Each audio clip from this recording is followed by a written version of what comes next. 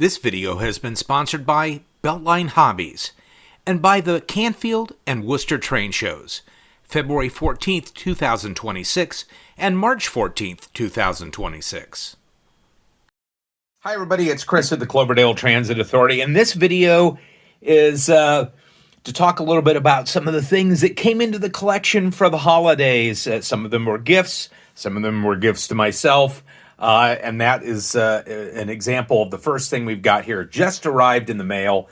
The seller on eBay, and I've been trying to figure out why it took 2 weeks to travel from just a few states away to get here, but it did, and I'm sure the post office probably has just been overwhelmed. So anyway, we're going to open this one up first, and not to tease Eric from Eric's Trains, but he has a great knife collection, and he always features the knife he's going to use. I'm actually going to feature the knife I'm going to use. I got this as a gift from my my father-in-law, and it was a knife that we saw, one of the knives that we saw in Alaska when we went up there this year, and it's a great lock blade knife. It's actually inlaid, and get this on camera, inlaid with woolly mammoth tusk, so 15,000 years old, but it's sort of semi-plentiful up there. But it's a beautiful knife. I'm not a big knife collector, but I saw these when we went to Sitka, and I said, wow, that's a great knife. And so he hunted it down and had it shipped here to the lower 48 as a Christmas gift. So thank you very much.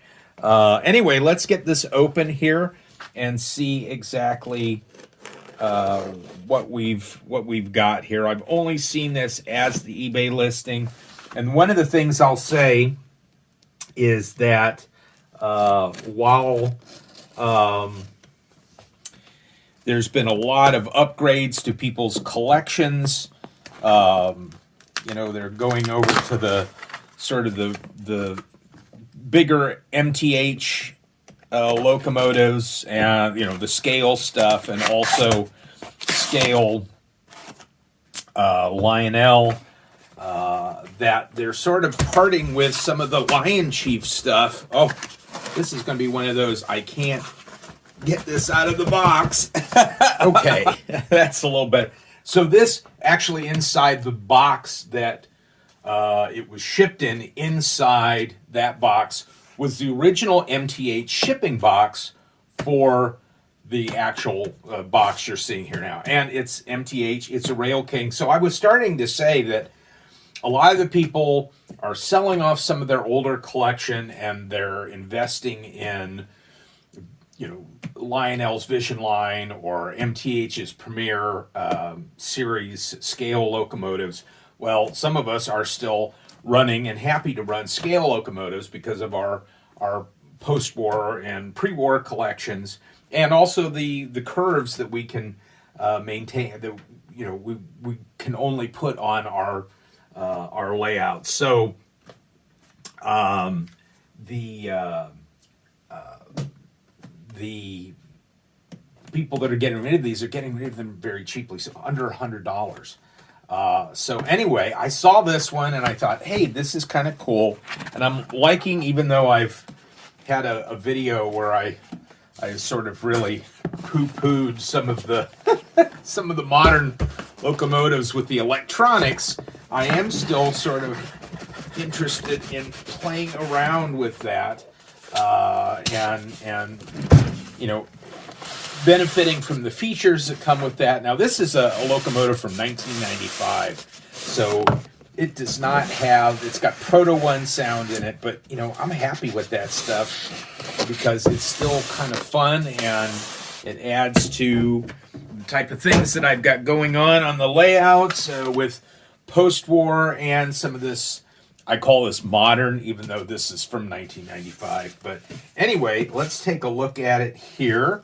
I'm going to get everything out of the box, get it unwrapped, and then we'll see what we've got. But I can tell you one thing: it's heavy. All right, so I've used the magical ribbons to lift this out. This is, of course, the tender. This is a steam locomotive. It's a switcher. and it is Northern Pacific die-cast tender. No wonder it was so heavy. That's awesome. Die-cast tender, Northern Pacific. I don't have that railroad represented on in my collection on the but I will say that somehow I ended up with a Northern Pacific bay window caboose. So that's sort of fortuitous. Now I have something to run with the rest of the contest. All right, so there it is, and it looks like it may, I don't know for sure, may have a backup light on it. We'll find out once we get it on the track. I'm seeing something in there, maybe not. We'll find out. Either way, it's fine. But, you know, and it's got a switch on here for directional controls, but there is no switch for on and off, but there is a volume switch. So, all right, cool. Well, we've got that, and let's see what's next. Okay, again, using the magical ribbons, maybe not. Yeah, it's heavy. Not a huge locomotive, but again, it is an 080 switcher. Wow. Okay. Come on. Give me a break. There we go. All right. There we go. All right, let me get this back on camera. So, this is nice. It's an 080 switcher. All die cast. It's got the nice grab irons up here. It's looks like it's barely been run at all. There's traction tires on there. Sorry, traction tires. I move the camera back a little bit here. Hang on. Okay, there you go. Yeah, traction tires. Yeah, nice. It's got, I saw in the picture, it has an umbilical coming from the tender, but then it's got this, gosh, I got to get this thing on camera. Sorry. It's got an umbilical coming from the tender, but it also has this other umbilical, and I don't think I've ever seen two umbilicals from the tender to the, so I'm not sure exactly what that's going to do. I did look up some information on it, but yeah, it's a cool looking switcher, but you know, a little freight hauler, and it does have smoke unit in there. It's got a headlamp, and it is heavy, and it's cold too because it's been out in the weather and it's like 19 degrees outside. So, all right, I'm going to let it warm up a little bit, and then I'm going to put it on our test track here on the bench and just make sure it comes to life. And then we'll get it on the railroad upstairs and let it run and see what it does. But that's a great locomotive for the deal that I got on it. And again, you know, it does have sort of the modern features without the modern locomotive cost. So, all right, let's check it out.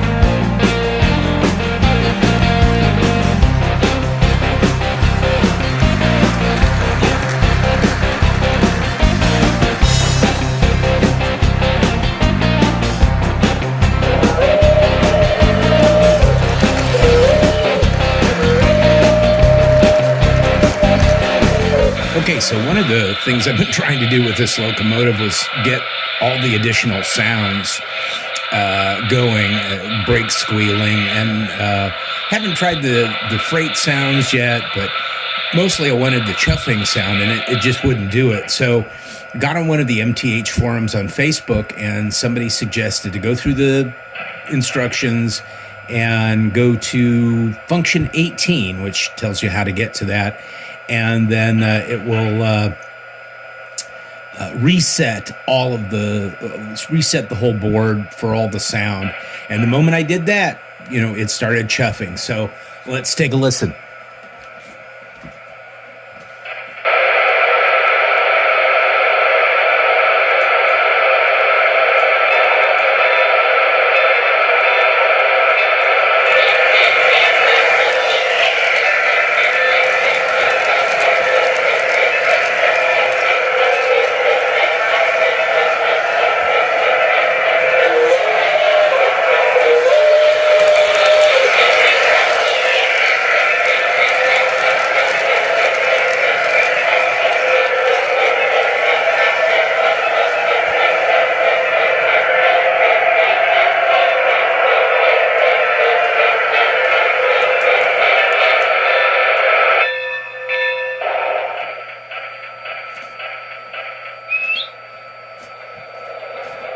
Hey, and here come the freight sounds. How about that?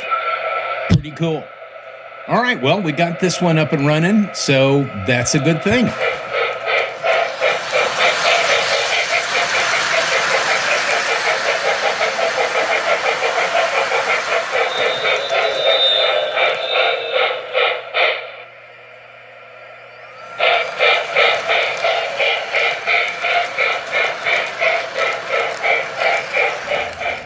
Okay, back down to the workbench here.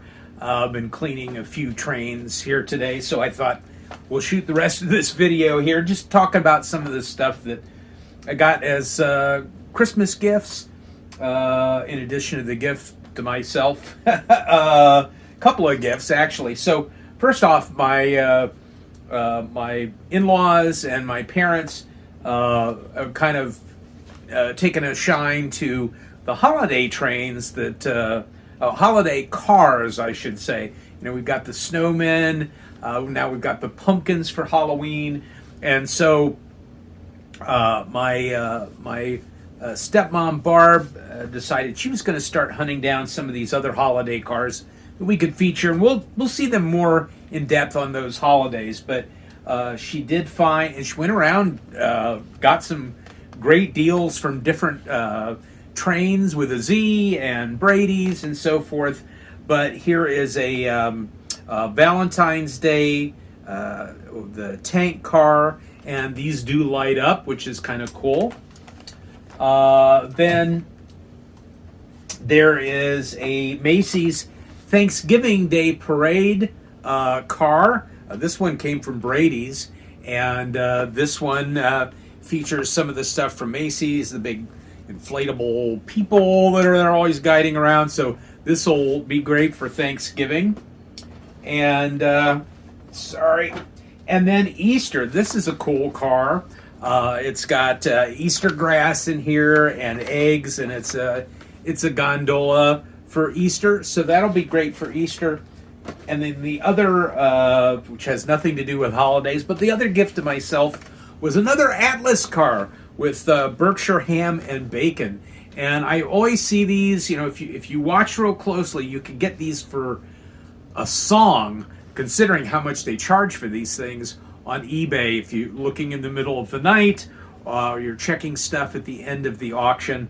And this one was packed so tight in there that it had never been out of the box. And I got this for, more than half of what you usually pay for an Atlas car. So that was another Christmas gift myself, but I'm always watching for these because I love Atlas cars. Then the other thing that I got, and of course, if those of you who've watched the channel for a while know that I have been doing some restoration work using a soldering iron that I've had since I was a kid, and it was old when I got it, probably from the time of the American Civil War, or Anyway, so kind of move some things around here. I actually got two of these. One from my mom and my stepmom and my dad, but also one from my wife. So we're going to exchange that and get something for the two of us. But lo and behold, folks, I hope that's on camera. I'll make sure that it is. A new soldering iron, a real soldering iron with adjustable temperatures and different tips, and cleaning, the scratch pad for cleaning. I have yet to use it, but I'm looking forward to it. So I've got a couple of projects. It's even got a solder dispenser over here. So I'm looking forward to this. And that is going to, also another pair of tweezers. That's going to help quite a bit with some of these repair projects that I have coming up. And I have got a repair project for some post-war passenger cars, the silver passenger cars, along with the locomotive that I got from my friend Dell. And I've had them in the box here, and I wanted to do a restoration video on that. Needs to be rewired and so forth. So now that I have this, that's going to be the next project. So anyway, that's what the holidays look like around here. Some railroad stuff and some non-railroad stuff. I hope you had a great holiday as well. And anyway, so we'll end this video taking a look at the steam switcher that we were looking at earlier, and we will catch you. This is a spoiler alert. We'll catch you on the next video.